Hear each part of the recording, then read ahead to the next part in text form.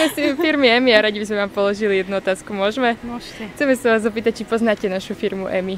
EMI? EMI. Nie. My máme pobočku v Sabinove a vyrábame bielizeň, postielnu, vankúše a dneska by sme vám radi podarovali tento vankúšik. To fakt? Áno. Ďakujem krásne. Nech sa páči. Majte pekný deň. A už ste mi ho urobili. Áno, sme radi.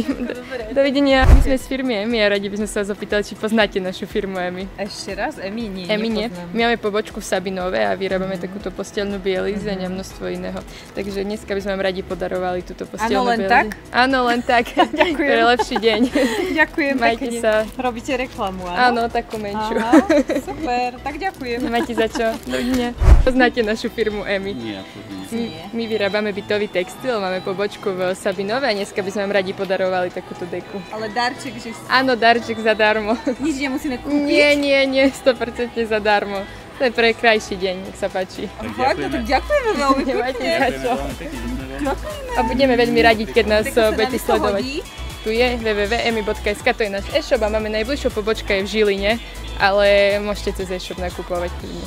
Aha, no ďakujeme. Nemáte za čo. Majte sa, dovidenia. Ak sa vám naše video z Trenčína páčilo, môžete nás podporiť lajkom alebo komentom a my vám naďalej budeme prinášať kvalitný obsah. Tešíme sa na vás na budúce. Majte sa.